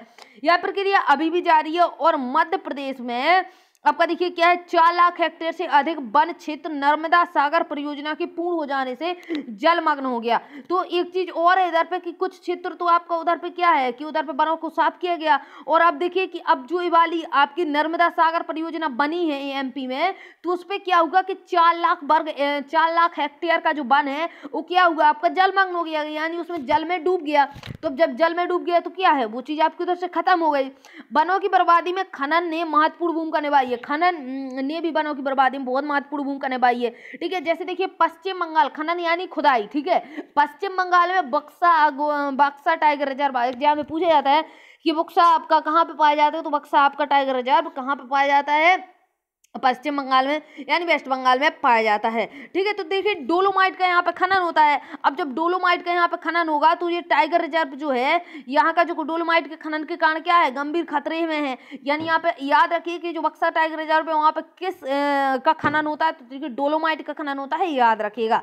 इसने कई प्रजातियों के प्राकृतिक आवासों को नुकसान पहुंचाया। अभी वन काटेंगे तो क्या है, जैसे घर है आपका, ठीक है, आपका बढ़िया सा घर बना हुआ है इस प्रकार से, अब कुछ लोग आए और घर को तोड़ दिया। अब घर को तोड़ दिया तो क्या है, आप लोग कहाँ जाएंगे, तो आप लोगों का नुकसान होगा। ठीक है, आप लोग दर दर भटकते फिरेंगे। ठीक है, वही चीज हो जाएगी। तो वही चीज है कि उनके आवासों को नष्ट कर दिया। ठीक है, प्रजातियों के आवासों को नष्ट कर दिया, जिसका कारण क्या हुई कि कुछ प्रजातियां जो है आपकी समाप्ति पे हैं। ठीक है, या उनका घर परिवार तो इन्होंने बर्बाद कर दिया है, और कई जातियां जिनमें भारतीय हाथी भी शामिल है के आवागमन मार्ग को बाधित किया हुआ है। तो इनका जो मार्ग है वो बाधित कर दिया है, वो उनके आवास को नष्ट कर दिया गया है। आगे देखिए, बहुत से वन अधिकारी और पर्यावरणविद यह मानते हैं, जो वन अधिकारी है आपके और पर्यावरणविद क्या मानते हैं, तो देखिए कि वन संसाधनों की बर्बादी में पशु चारण और ईंधन के लिए लकड़ी कटाई मुख्य भूमिका निभाते हैं। अब इधर पे एक चीज और निकल के आई कि वन संसाधनों की बर्बादी क्या है, वन संसाधनों की बर्बादी में कि जो आपको पशु चारण और ईंधन के लिए लकड़ी कटाई मुख्य भूमिका निभाते हैं। यद्यपि इसमें कुछ सच्चाई हो सकती है, परंतु चारे और ईंधन हेतु लकड़ी की आवश्यकता पूर्ति मुख्यतः पेड़ों की टहनियां काट कर की जाती है। यानी अगर आपको लकड़ी चाहिए या फिर पशुचारण आपको चाहिए, तो जरूरी नहीं कि आप उसको जड़ से पेड़ को अलग कर दें या फिर जड़ से पशुओं को चरवा दें, ऐसा नहीं करना है ना। तो अपन जो हमारी जरूरत है उसको हम दूसरी तरीके से भी पूरी कर सकते हैं। तो दूसरा तरीका आपका यह है कि अगर एक पेड़ पौधा लगा हुआ है इस प्रकार से, तो उसको पूरा इधर जड़ से ना काट के उसकी टहनियां काट के हम अपने ईंधन की पूर्ति कर सकते हैं, या फिर पशु पक्षियों को चरा भी सकते हैं। तो अगर इसके ऊपर की टहनियों को काट के अगर हम अपने ईंधन की पूर्ति कर सकते हैं, तो उसको पूरा काटने से क्या मतलब है, कोई मतलब नहीं है। नहीं काटना चाहिए, गलत बात है। अगर हम उसको पूरा नहीं काटेंगे तो उसकी जो टहनियां हैं अगली साल आपकी फिर से निकल आएंगी, तो आप उसको मतलब दोनों चीजें, आपके पर्यावरण भी सही रहेगा और आपकी पूर्ति भी होती रहेगी। अब देखिए वन आगे देखेंगे तो देखिए वन पारिस्थितिकी तंत्र देश के मूल्यवान वन पदार्थों, खनिजों और अन्य संसाधनों के संचय कोष हैं। ठीक है, वन जो है आपका पारिस्थितिकी तंत्र देश के मूल्यवान वन पदार्थों, यानी जो मूल्यवान वन पदार्थ यानी कुछ आपके वन से जो पदार्थ मिलते हैं और जो खनिज मिलते हैं और अन्य संसाधन मिलते हैं, उनका संचय कोष, यानी यहीं से मिलेंगे आपको। जो तेजी से विकसित होती औद्योगिक शहरी अर्थव्यवस्था की मांग की पूर्ति के लिए महत्वपूर्ण है। अब क्या है कि लकड़ी की मांग हो रही है, औषधियों की मांग हो गई है। ठीक है, औद्योगिक यानी आपकी इंडस्ट्री लग रही है तो उसमें चीजें लगेंगी, यानी शहरी अर्थव्यवस्था, औद्योगिक शहरी अर्थव्यवस्था। अगर इंडस्ट्री लगेगी तो शहरी अर्थव्यवस्था आपकी ग्रो करेगी, तो इसकी मांग बहुत ज्यादा बढ़ गई है। ठीक है, ये आरक्षित क्षेत्र अलग अलग लोगों के लिए अलग अलग मायने रखते हैं, जैसे देखिए, और विभिन्न वर्गों के बीच संघर्ष के लिए अनुकूल परिस्थितियां पैदा करते हैं। यानी क्या है कि ये जो आरक्षित क्षेत्र हैं आपके अलग अलग लोगों के लिए अलग अलग मायने रखते हैं। यानी अगर हम अपनी बात करें, ठीक है, हम लोगों ने एक फैक्ट्री लगा ली, अब हमें पेड़ पौधों की जरूरत है, बहुत ज्यादा हमें लकड़ी की जरूरत है, तो अब हमें तो चाहिए क्या है, हमें तो इंडस्ट्री में क्या चाहिए, पेड़ पौधे चाहिए, तो हम उसको काटने की कोशिश करेंगे। ठीक है, लेकिन उधर पे जो आसपास लोग रहते हैं वो उस पेड़ पौधों को नहीं काटने देंगे। तो वही चीज बता रहा है कि जो आरक्षित क्षेत्र है अलग अलग लोगों के लिए अलग अलग मायने रखते हैं, वो लोग नहीं काटने देंगे क्योंकि उन्हें जो है उनका जो खान पान वहीं से होता है, या मतलब उन्हें बहुत वन से लगाव है कि भाई नहीं काटना चाहिए। और हमारी जो चाहत है कि हम उसको काट दें क्योंकि हमें अपने उद्योग में चाहिए, हमें अपने इंडस्ट्री में चाहिए, तो उनके अलग अलग मायने आपके लोगों के लिए होते हैं। और विभिन्न लोगों के बीच संघर्ष के लिए अनुकूल परिस्थितियां पैदा करते हैं। अब क्या है कि हम लोगों को मान लीजिए चाहिए, उन लोगों को नहीं काटने देना है, तो संघर्ष तो होगा ही। जैसे आपका एक चिपकू आंदोलन चला था, ठीक है, तो चिपकू आंदोलन आपका जन आंदोलन था, यानी लोगों के द्वारा करवाया गया था। जैसे सरकार को वहां के सरकार ने बुलाया कि वन काट दो, क्यों काटना था, क्योंकि उन्हें इंडस्ट्री लगवानी थी। लेकिन चिपकू आंदोलन में लोगों ने क्या कहा कि हम लोग यहाँ के वन आपको नहीं काटने देंगे, ठीक है। तो जो है आपका संघर्ष के लिए ये क्या करते हैं, संघर्ष के लिए अनुकूल परिस्थितियां पैदा कर देते हैं। अब देखिए हिमालयन एब संकट में, तो हिमालयन एब यानी एक वृक्ष की बात करा है, चलिए देखते हैं। हिमालयन ईयब जो चीड़ की प्रकार का सदाबहार वृक्ष है। याद रखिए कि जो ईयब वृक्ष है हिमालय में पाया जाता है। और दूसरी बात है कैसा वृक्ष है, तो सदाबहार वृक्ष है। इसको थोड़ा जूम करेंगे, एक औषधीय पौधा, और कैसा है, औषधीय पौधा है, जो हिमाचल प्रदेश और अरुणाचल प्रदेश के कई क्षेत्रों में पाया जाता है। पेड़ की छाल, पत्तियां, टहनियां और जड़ों से टक्सोल यानी टक्सोल नामक रसायन निकाला जाता है। कौन सा, टक्सोल नामक रसायन निकाला जाता है, ठीक है। तथा इसे कुछ कैंसर रोगों के उपचार के लिए प्रयोग लिया जाता है। किसका, ईयब का, ठीक है। इससे बनाई गई दवाएं विश्व में सबसे अधिक बिकने वाली कैंसर औषधि है ईयब की। इसके अत्यधिक निष्कासन से इस वनस्पति जाति को खतरा पैदा हो गया है। पिछले एक दशक से हिमाचल प्रदेश और अरुणाचल प्रदेश में विभिन्न क्षेत्रों में ईयब के हजारों पेड़ सूख गए। अब देखिए क्या है कि लोगों को ये चीज चाहिए, औषधि चाहिए, तो लोग आगे इसको काटेंगे। लेकिन अब ये तो हो नहीं सकता कि उसको लगा दें, ताकि उसका खतरा जो है ये हो रहा है कि मतलब उसका जाने का खतरा है इस वनस्पति का, ईयब का। और कितनी उपयोगी है कि आपका कैंसर के उपयोग में आती है, ठीक है, बहुत से रोगों को मतलब उपचार कर देती है। तो मतलब जरूरी तो है, अब जरूरी है तो इसलिए तो लोग बाग इसको काट रहे हैं। लेकिन काटने के साथ साथ इसको लोग बाग क्या है कि इसका वृक्षारोपण नहीं कर रहे हैं, और जिसके कारण क्या है कि खतरे में आने वाली है। तो देखिए क्या है आपका कि ये चीजें कुछ दिखाई गई हैं, इसको देख लीजिए। इसको अब चलिए आगे देखते हैं। आगे देखेंगे तो देखिए भारत में जैव विविधता को कम करने वाले कारकों में, वन्य जीव के आवास का विनाश, वन्य जीवन के आवास का विनाश, यानी वन्य जीव जो वनों में रहते हैं उनके आवास का विनाश कर दिया। जंगली जानवरों को मारना व आखेटन यानी उनका शिकार करना। पर्यावरणीय प्रदूषण, ठीक है, पर्यावरण में जो हम प्रदूषण फैला रहे हैं वो विषाक्तीकरण और दावानल वाली शामिल है। विषाक्तीकरण यानी विषाक्तीकरण से अगर आप देखें तो यानी विषाक्त चीजें। दावानल आपका होता है यानी आपका वृक्षों में वनों में आग लग जाना, उसको कहते हैं दावानल, ठीक है। पर्यावरण विनाश के अन्य मुख्य कारकों से संसाधनों का असमान बंटवारा और उनका असमान उपभोग और पर्यावरण के रखरखाव की जिम्मेदारी में असमानता शामिल है। फिर से समझिए कि जो आपका पर्यावरण का विनाश के अन्य मुख्य कारक क्या है कि संसाधनों का असमान वितरण, यानी संसाधनों का असमान वितरण है, कहीं पे संसाधन आपको मिलेगा कहीं पे नहीं मिलेगा, ठीक है। और दूसरी चीज क्या है कि उनका असमान उपभोग, यानी कुछ लोगों को हो सकता है अच्छा मिल जाए संसाधन, कुछ लोगों को मिले ही ना, कुछ लोगों तक वो चीज पहुंच ही ना पाए, ठीक है। और देखिए पर्यावरण के रखरखाव की जिम्मेदारी में असमानता, यानी कुछ लोगों को लगता है कि पर्यावरण की जिम्मेदारी करनी चाहिए, उसका रखरखाव करना चाहिए, लेकिन कुछ लोग कहते हैं हमें क्या करना भाई, हम थोड़ी ना पर्यावरण से, मतलब कुछ लोग ऐसे होते हैं कि उन्हें मतलब अपने से मतलब रहता है और दूसरी चीज से मतलब नहीं रहता है। तो वही चीजें आपकी, तो ये चीजें भी शामिल हैं आपकी। आमतौर पर विकसित देशों में पर्यावरण विनाश का मुख्य दोषी अत्यधिक जनसंख्या को माना जाता है। जनसंख्या ही मुख्य दोषी होती है। कोई एक नेता, अभी मान लीजिए मोदी जी है, तो मोदी जी नहीं आपके पर्यावरण को खराब कर रहे हैं, एक इंसान कोई पर्यावरण को खराब नहीं कर देता है, ठीक है। पूरी जनता जो होती है, पूरी जनता ही पर्यावरण का विनाश का कारण बनेगी, ठीक है, और अभी भी है, इसलिए जनता ही उसका जो है सही से उसका जो उसमें रोकथाम है, संरक्षण कर सकती है पर्यावरण का। आगे देखिए, और एक चीज इसमें लिखी हुई है, आमतौर पर विकासशील देश, यानी जो देश आपके विकास हो रहा है देश में, तो अब विकास होगा जिन देशों में, तो वो देश आपके ज्यादातर पर्यावरण विनाश का मुख्य कारण बनते हैं। यद्यपि एक अमेरिकी नागरिक का औसत संसाधन उपभोग एक सोमाली नागरिक के औसत उपभोग से 40 गुना ज्यादा है। समझिए क्या है कि अगर एक अमेरिका नागरिक की बात करें, एक हम सोमाली देश के नागरिक की बात करें, तो उसका जो उपभोग है 40 गुना है। मतलब अगर ये 1% करता है तो ये उससे 40 करता है, ठीक है। अगर ये सोमाली का नागरिक 1 रुपया खर्च करता है तो ये क्या करता है, ये 40 रुपया खर्च करता है, ठीक है। मतलब अमेरिका का क्या करता है, 40 रुपया खर्च करता है, यानी ये इनका उपभोग देखिए संसाधन का कि 1 और 40 का रेशियो बन रहा है। अब आगे देखिए क्या है, इसी प्रकार शायद भारत के 5% धनी लोग 25% गरीब लोगों की तुलना में अपने संसाधन उपभोग द्वारा पर्यावरण को अधिक नुकसान पहुंचाते हैं। यानी भारत में भी कुछ ऐसा है कि भारत में क्या है, अमीर लोग हैं, गरीब लोग हैं। अब अमीर लोग जो है वो संसाधन का ज्यादा उपयोग कर रहे हैं, गरीब लोगों को वो चीज मिल नहीं पा रही है, ठीक है। तो ये चीजें आपकी, तो ये अमीर लोग भी संसाधन को पर्यावरण को नुकसान पहुंचा रहे हैं।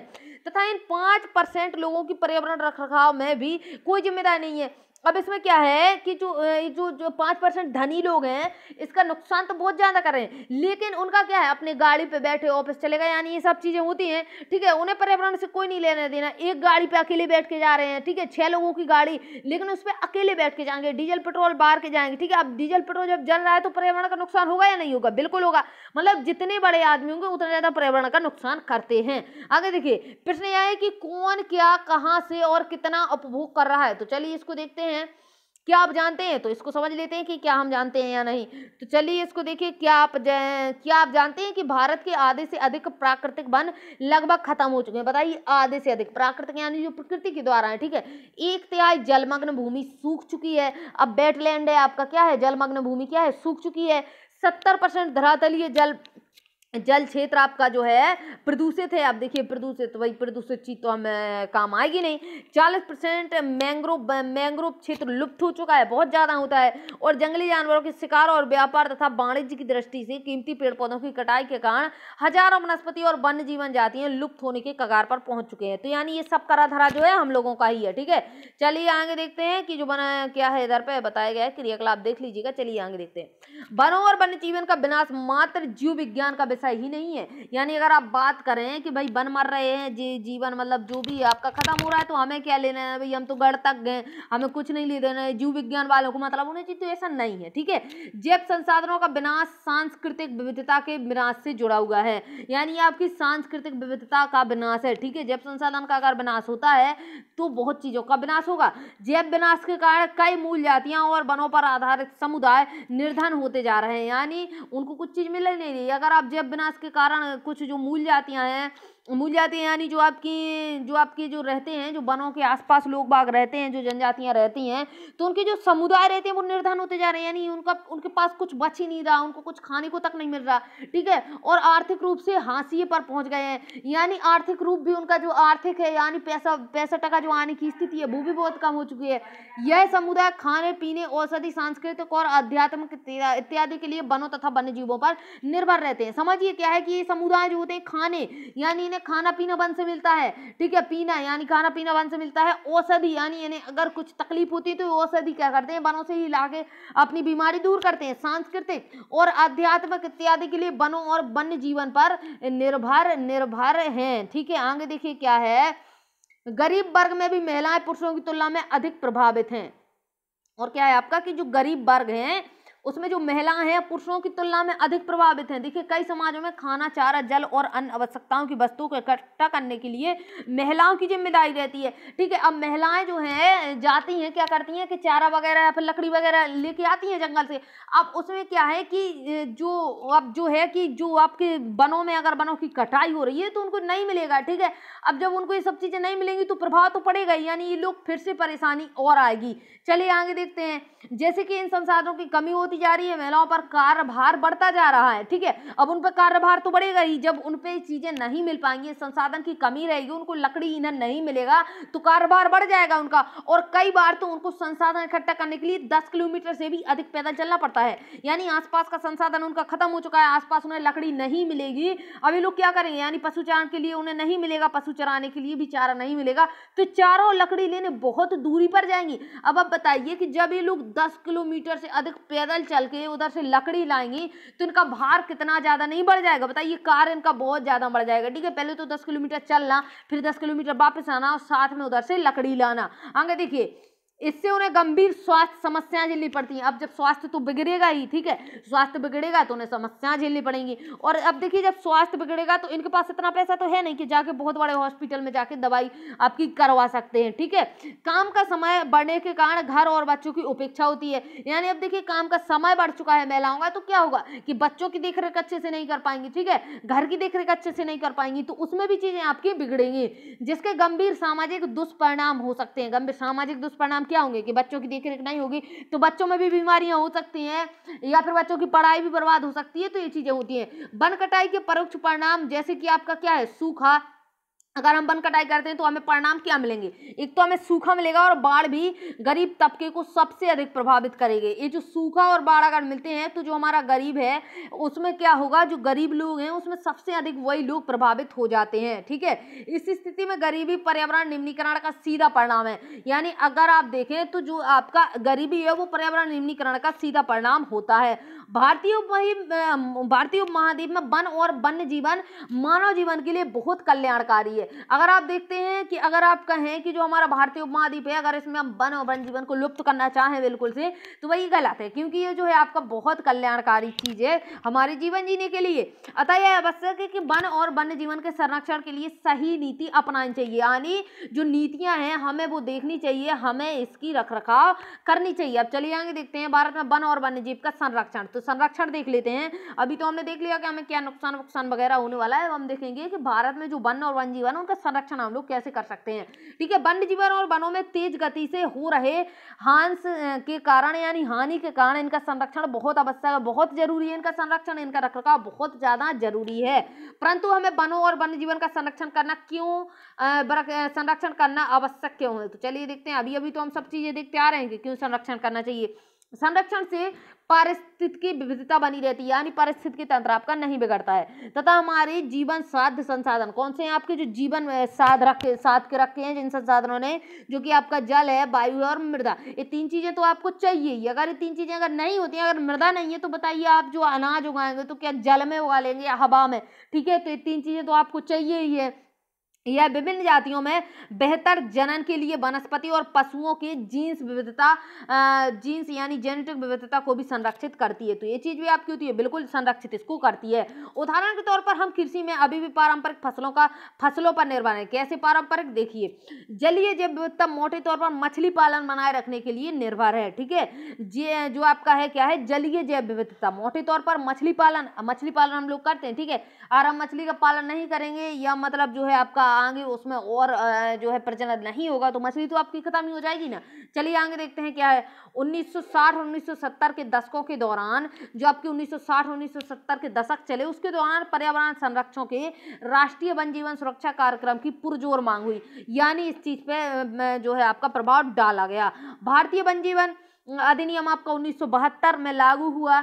इसको याद रखिएगा, कब लागू हुआ, तो 1972 में लागू किया गया, जिसमें वन्य जीवों के आवास रक्षण के अनेक प्रावधान किए गए। यानी जो आपका 1972 अधिनियम जारी किया गया और जो लागू हुआ है, तो उसमें क्या बात बोली गई कि वन्य जीवों के आवास, यानी जो वन्य जीव है उनका आवास हम लोग जिस प्रकार से नष्ट कर रहे हैं उसको खत्म करने का प्रावधान किया गया, यानी उसको नष्ट नहीं किया जाएगा। ठीक है, आगे देखिए इस चीज का बात करी गई। और देखिए सारे भारत में रक्षित जातियों की सूची भी प्रकाशित की गई, यानी सूची भी निकाली गई कि जो जातियां हैं उनकी किस जातियों की हमें रक्षा करनी चाहिए, आपकी जो जातियां हैं किस प्रकार से हैं। इस कार्यक्रम के तहत बची हुई संकटग्रस्त जातियों के बचाव पर शिकार प्रतिबंधित किया गया। ठीक है, पहले लोग बाग शिकार करते थे तो उसको प्रतिबंधित कर दिया गया, क्योंकि जाति जो आपकी संकटग्रस्त हो रही थी। ठीक है, वन्य जीवन आवासों का कानूनी रक्षण तथा जंगली जीवन के व्यापार पर रोक लगाने आदि पर जोर दिया गया। यानी जो व्यापार आपका जो है सीधे जंगली जीवों से होकर निकलता है, यानी भाई हाथी का दांत बेच दो, अब हाथी का दांत कैसे बेचेंगे, कैसे मिलेगा, पहले हाथी को मारना पड़ेगा, तो अब ये चीज तो गलत है ना, तो उस चीज पर रोक लगाई गई।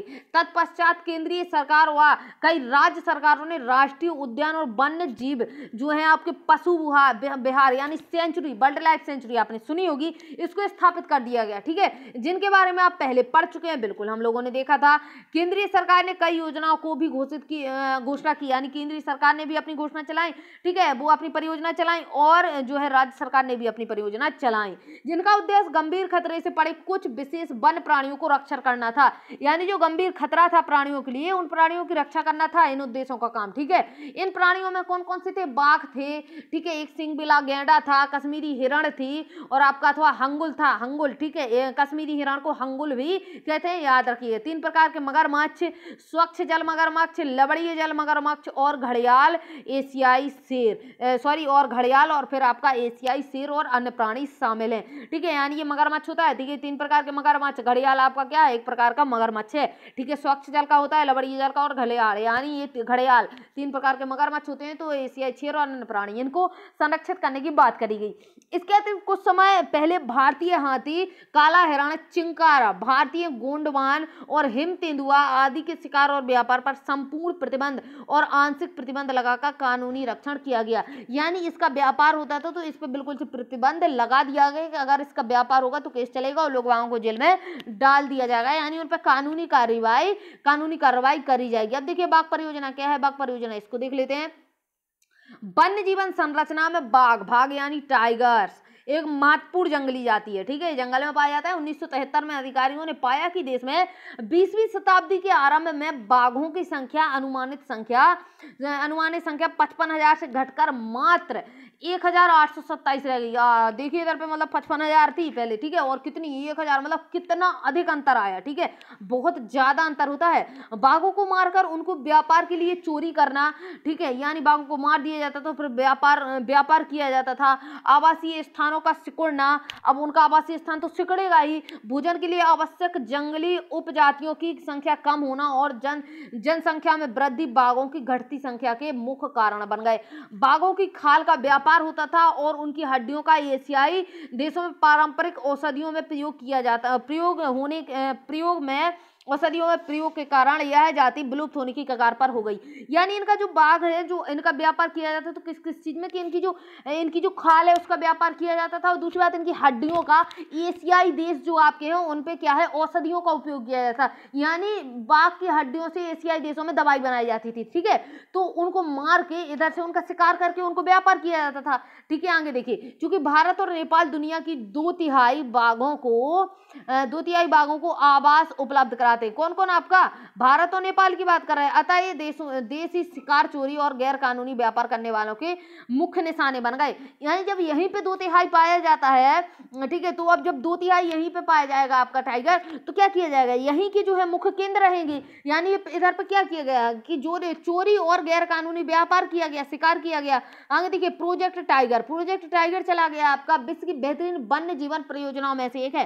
प्रोजेक्ट टाइगर आपका टाइगर को बचाने के लिए प्रोजेक्ट चला गया, तो इसका नाम प्रोजेक्ट टाइगर रख दिया, ठीक है।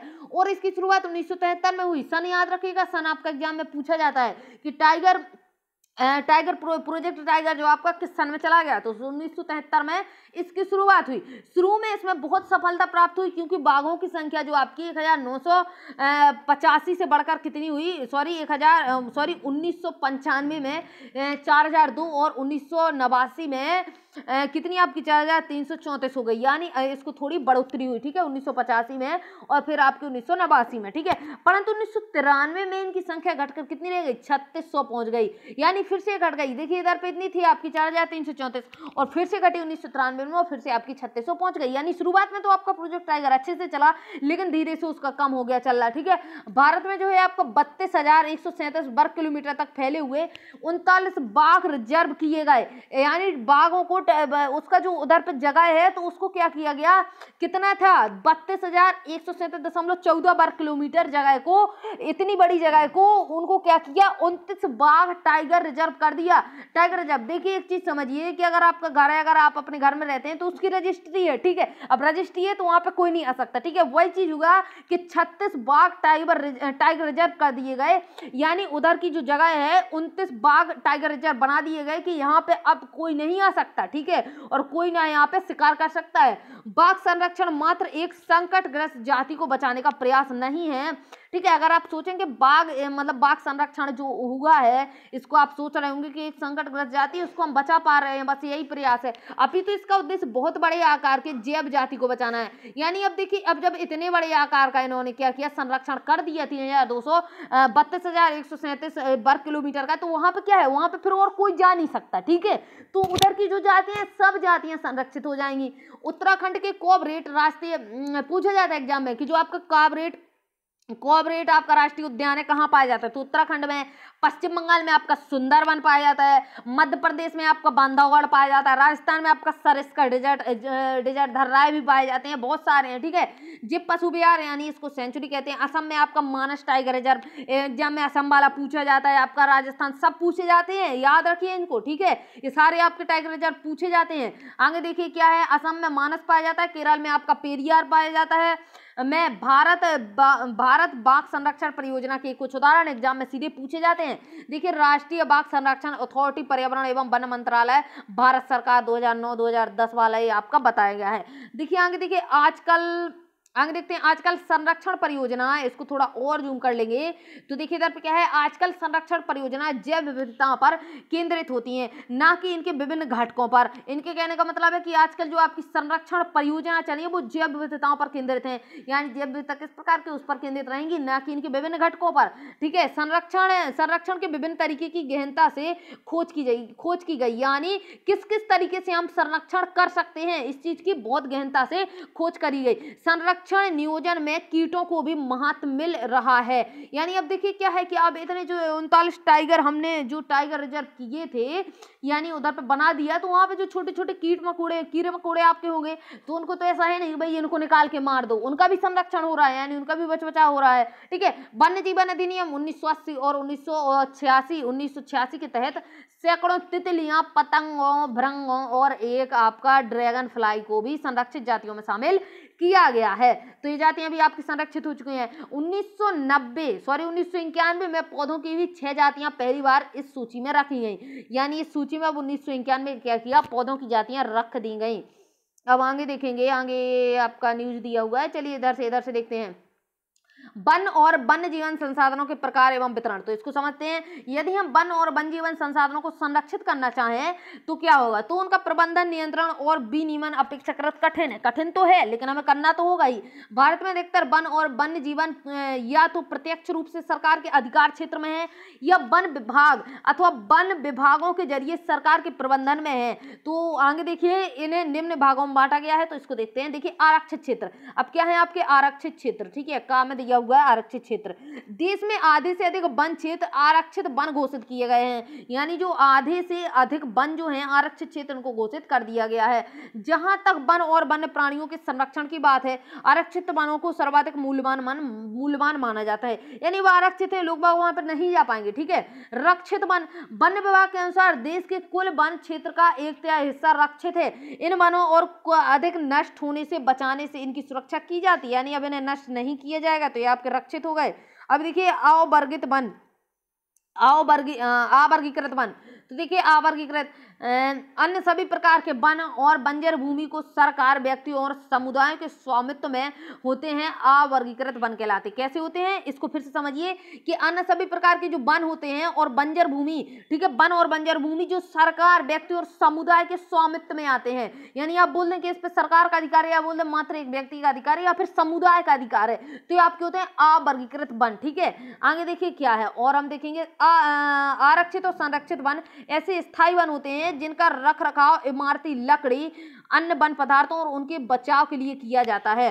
ठीक है, अब मध्य प्रदेश में स्थानीय वनों के अंतर्गत सर्वाधिक क्षेत्र है, यानी मध्य प्रदेश में आपके वन ज्यादा पाए जाते हैं, जो कि प्रदेश के कुल वन क्षेत्र का कितना है, 75% है। देखिए इसको, जो कि प्रदेश के कुल वन क्षेत्रफल का कितना है, 75% है। इसके अतिरिक्त जम्मू कश्मीर, आंध्र प्रदेश, उत्तराखंड, केरल, तमिलनाडु, पश्चिम बंगाल, महाराष्ट्र में भी कुल वन में एक बड़ा अनुपात आरक्षित है, यानी जो है इधर पे कुल वन आरक्षित, यहाँ का भी जो है आरक्षित किया हुआ है क्षेत्र।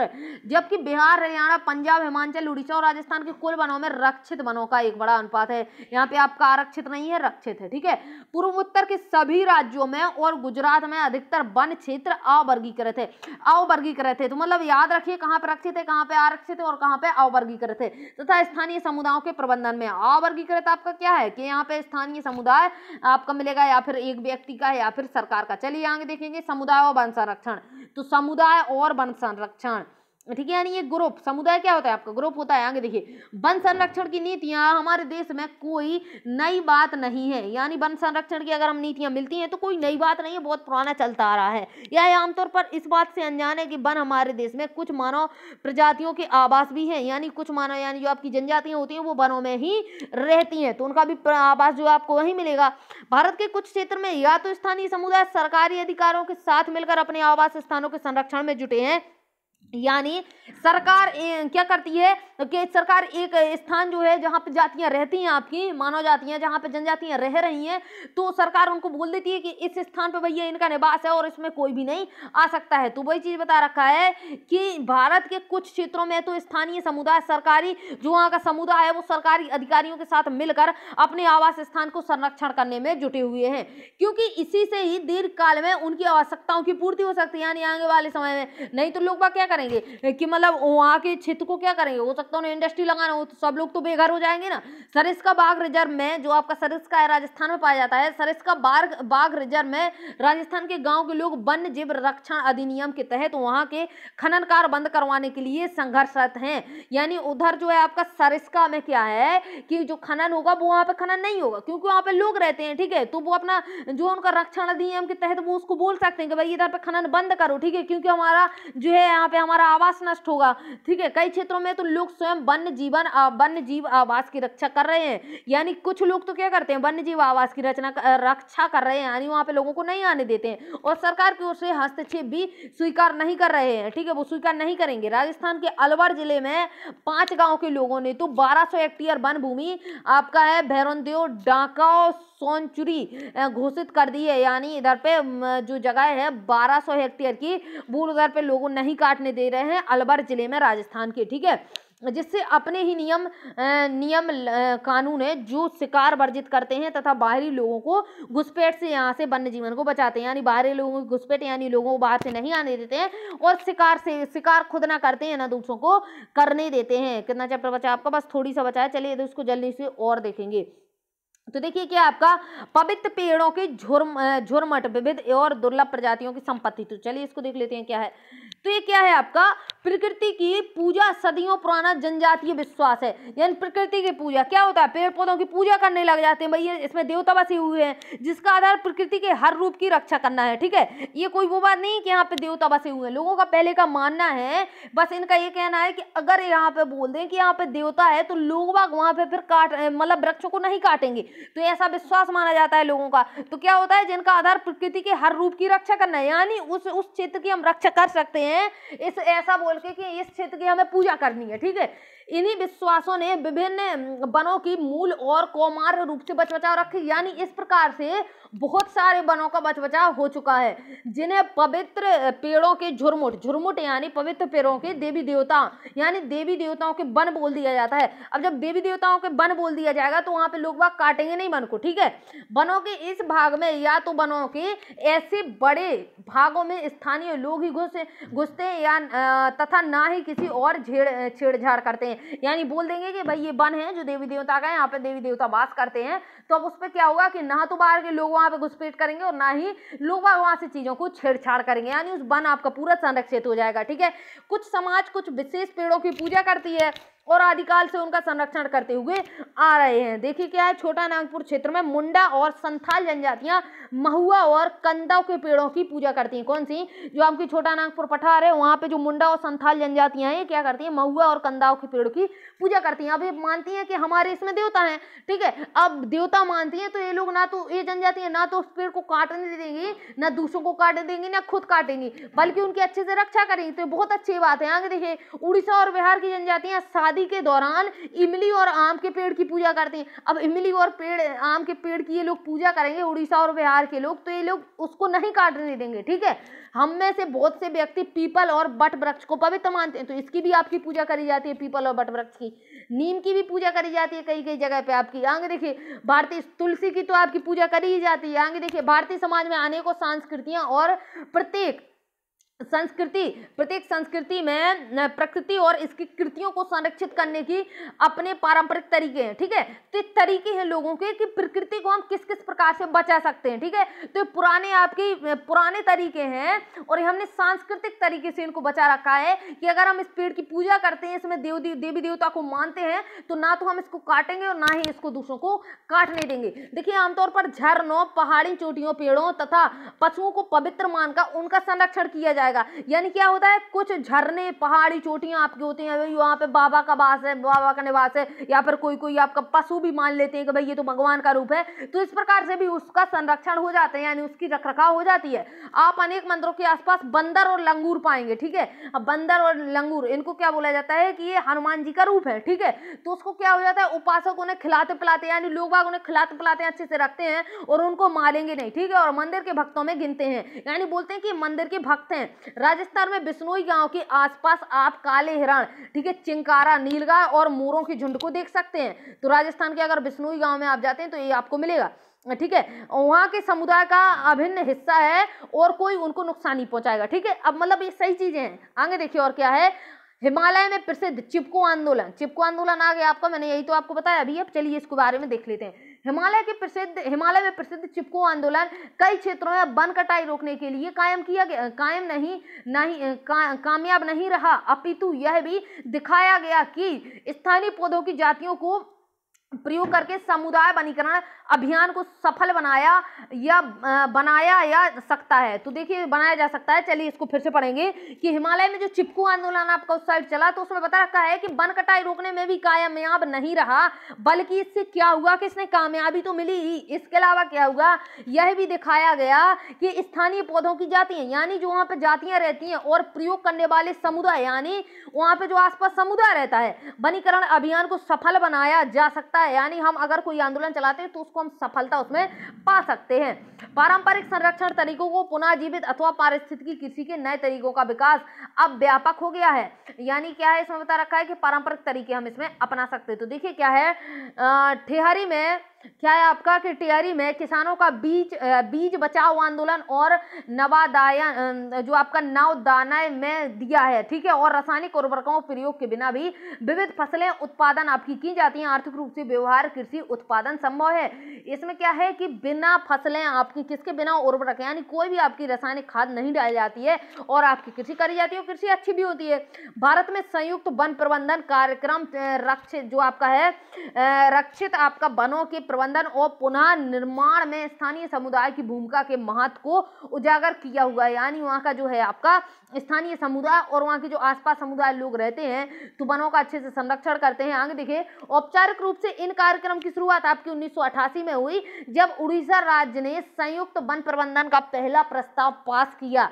वन विभाग के अंतर्गत संयुक्त वन प्रबंधन आपका है आपका जो है वनों के बचाव के लिए कार्य करता है। और इसमें कौन सा प्रबंधन आपका, संयुक्त वन प्रबंधन, ठीक है। और देखिए क्या है, इसमें ग्रामीण और वन विभाग के अधिकारी संयुक्त रूप से कार्य करते हैं, बिल्कुल करेंगे। इसके बदले से समुदाय मध्य स्तरीय लाभ जैसे कि आपका गैर इमारती वन उत्पादों के हकदारी होते हैं तथा फसल संरक्षण से प्राप्त इमारती लकड़ी लाभ आपका भागीदार होते हैं। और देखिए भारत में कितना रह गया आपका चैप्टर, बस इतना ही बचा है। देखिए इसको, भारत में पर्यावरण के विनाश और पुनः निर्माण की क्रियाशीलता से सीख मिलती है। यानी इसका जो है सीख आपको मिलनी चाहिए ताकि आप पर्यावरण को बचा सकें, ठीक है। स्थानीय समुदाय को हर जगह प्राकृतिक संसाधन प्रबंधन में शामिल करना चाहिए, परंतु स्थानीय समुदाय को फैसले लेने की क्रिया में मुख्य भूमिका में आने में अभी देर है। यानी अकेले उन्हें फैसला हम नहीं लेने दे सकते हैं, अतः वे भी विकास क्रियाएं मान्य होनी चाहिए जो जनमानस पर केंद्रित हो, पर्यावरण हितैषी हो तो और आर्थिक रूप से प्रतिफलित हो। यानी अगर हम कुछ चीज करते हैं तो अगर हम विकास करते हैं तो कम से कम वो पर्यावरण हितैषी होना चाहिए और आर्थिक रूप से भी प्रतिफल होना चाहिए। ऐसा नहीं है कि मतलब पर्यावरण में तो ठीक है और क्या है जो आपका कि आर्थिक रूप से हितैषी ना हो। तो देखिए गौतम बुद्ध का किया हुआ, गौतम बुद्ध के द्वारा बोली गई एक बात लिखी हुई है, पेड़ एक विशेष असीमित दयालु और उदारपूर्ण जीवधारी है जो अपने सतत पोषण के लिए कोई मांग नहीं करता। यानी ये आपसे पैसा नहीं मांग रहा है, ठीक है, और दानशीलता पूर्वक अपने जीवन की क्रियाओं को भेंट करता है। यानी आराम से बड़े अच्छे से अपने जीवन की जो चीजें हैं वो हम लोगों को देता है। यह सभी की रक्षा करता है और स्वयं पर कुल्हाड़ी चलाने वाले विनाशक को भी छाया प्रदान करता है। यानी पेड़ जो है आपका बहुत अच्छी चीज है, एक इसको काटना वाटना नहीं है। अगर आप लोग इसमें कुल्हाड़ी भी मारते हैं तो वो भी आपको क्या है कि कुल्हाड़ी से अगर आप इसका विनाश करते तो वो भी आपको एक छाया प्रदान करता है। तो अच्छी आपका जो चैप्टर है इधर पर खत्म होता है। और देखिए अभ्यास, तो आप इस अभ्यास का स्क्रीनशॉट कर लीजिए और जो है आपका अभ्यास आप स्क्रीनशॉट कर सकते हैं। चैप्टर आपका बहुत इंपॉर्टेंट था, अगर आपको नहीं समझ में आया तो आप इसको फिर से देखेंगे एक बार। वैसे सिंपल था चैप्टर, कुछ उसमें था नहीं, लेकिन बहुत ज़्यादा पर्यावरण के हिसाब से आपका बहुत ज़्यादा इंपॉर्टेंट चैप्टर है। और अगर आप चैनल पर नए हो, चैनल को सब्सक्राइब नहीं किया है तो चैनल को सब्सक्राइब कर लीजिए, बगल में लगे बेल आइकन को प्रेस कर दीजिए ताकि आप तक नोटिफिकेशन पहुंचे सबसे पहले। और देखिए चीज़ों को अगर आपने समझा है चीज़ों को आपने, अगर चीज़ों को आपको 1 पॉइंट भी समझ में आई है चीज़ें, तो आपको वीडियो को लाइक करके, वीडियो को शेयर वाले बटन पर क्लिक करके वीडियो को शेयर कर देना है। और अब मिलेंगे कल नए चैप्टर के साथ। चैप्टर आपका ये वाला आपका एक वीडियो में हो चुका है, लेकिन टाइम आपका 1 घंटे से ऊपर जा चुका है, कोई बात नहीं, कर लीजिएगा। अब मिलेंगे नेक्स्ट चैप्टर के साथ, तब तक के लिए जय हिंद जय भारत।